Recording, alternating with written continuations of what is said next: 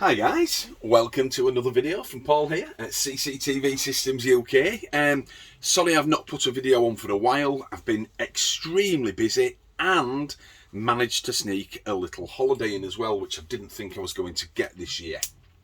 But I've put the day to one side to do some videos, and the reason why we've got a video today is this camera here on the right hand side is relatively new to the market. It's quite new. I think it's only been out a few weeks or a month or so, and it is an Spro Active Deterrent 2.0. Remember that, because that'll come into focus a bit later on, excuse the pun. So this has been sent to us by Spro, and they've asked us to give it a review. We don't mind reviewing cameras as long as people know it's going to be an honest one. We'll give it a go. So what I've done today is I've brought the first generation active deterrent camera from Spro from our shelf, it's from our stock, and put it side by side with it. So what's the best way to tackle this? It'll probably be a two-part video, might even be three, because there's some interesting developments with this new model. But I'll go through the spec of this camera on the left, which has been available for quite some time now, and then obviously point out the differences between this and the new model.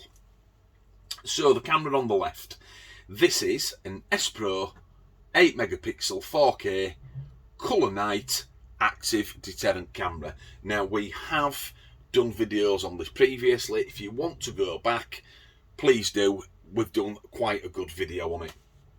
I'll give you the basics of it. Let me get my little pointy stick out here.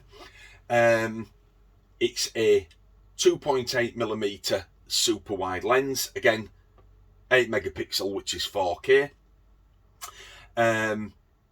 It has a built-in microphone and a built-in speaker, and of course when I hear the word microphone and speak together on a camera, you expect two-way audio. This has two-way audio, so you can speak through the speaker and obviously hear through the microphone. This speaker is also half of the active deterrent part of this camera.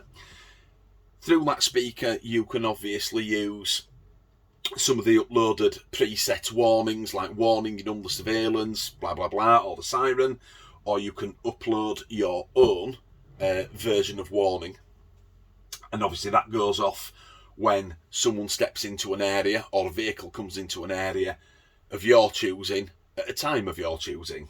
And the other half of this active deterrent camera is this little light binnacle here, which is a red and blue pulsating light. So it sits there on a night, let's say it's on a night, it can be through the day of course, sits there on a night waiting for a human or vehicle or both to come into an area of your choosing at your time.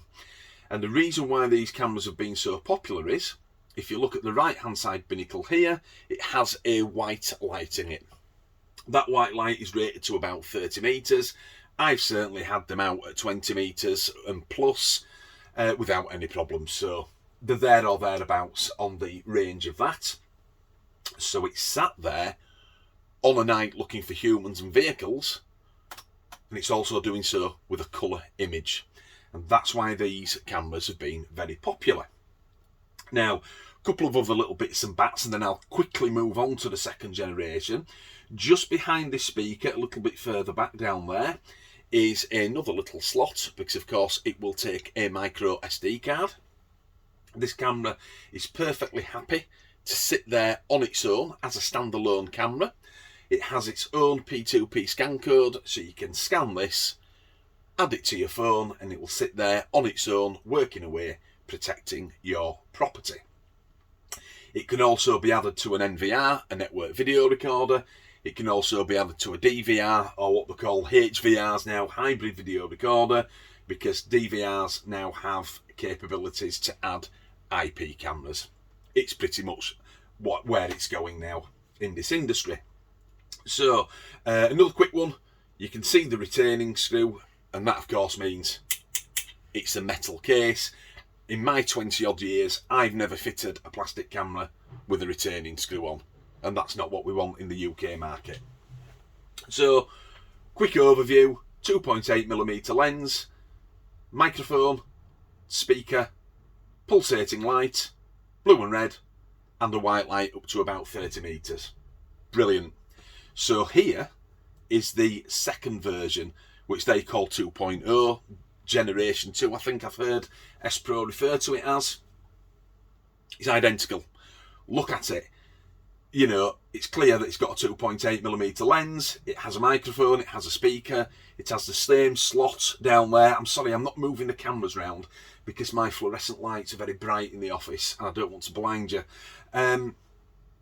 It's metal, has a retaining screw, has the pulsating lights on it, It's exactly the same. So what is this Active Deterrence 2.0 all about?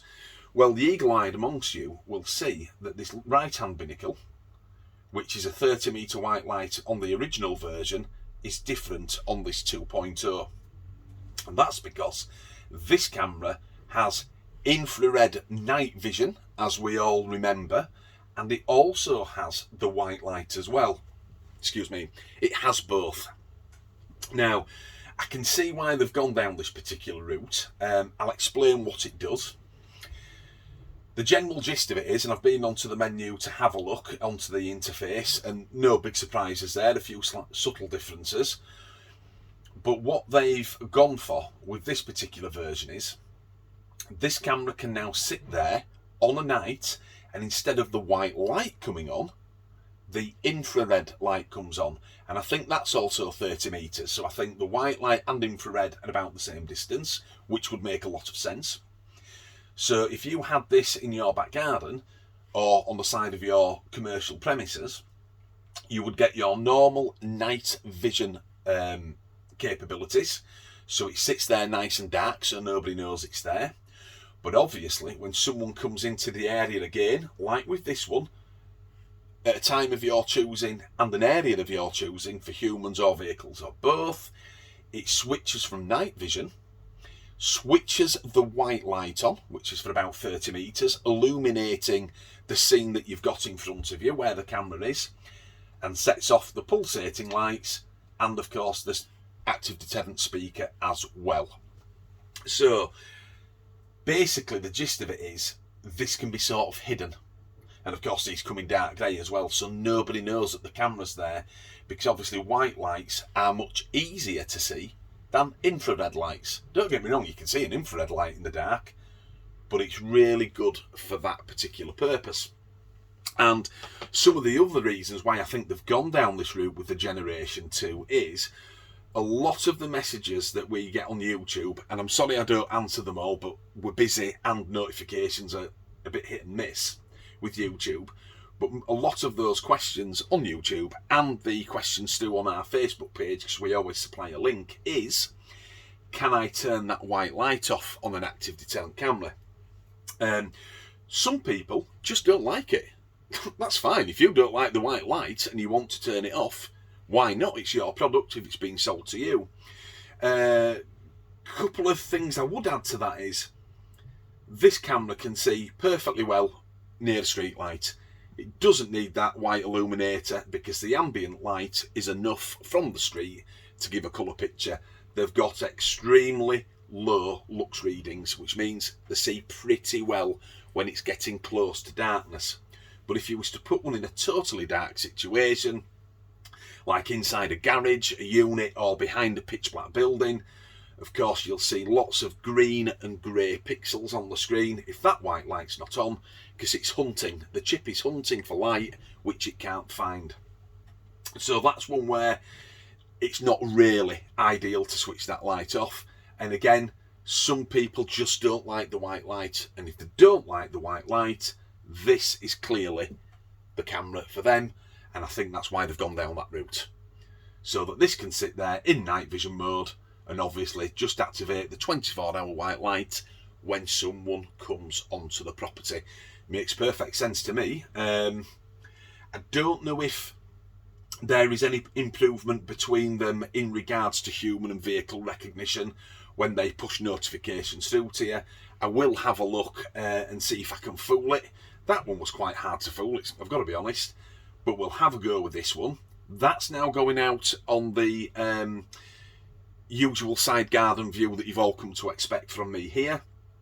And the reason why it'll be a part 2 or a part 3 for this camera is I'm going to come through late at night, and I do some really late shifts sometimes when I'm installing, and I'm going to see if I can fool this camera. I'm going to walk out into the pitch black, and my side garden is pitch black. So it's fantastic. It'll be a really good test for it. I'll do another video on that, and obviously there will be links to our Facebook page so you can see the pictures from this new Generation 2 camera. No point comparing the daytime pictures. I don't expect any difference at all, but obviously that's the game changer, the infrared and then the switch through into white light. So, to not waffle on too much today on this video, because like I said, this is going out on test now. It's going directly onto the building from this video. Watch out for part number 2. There will always be a link through to our Facebook page if you want to ask any questions, and I'll take this apart in the next 3 or 4 days, see how it works and see if we can't trick it.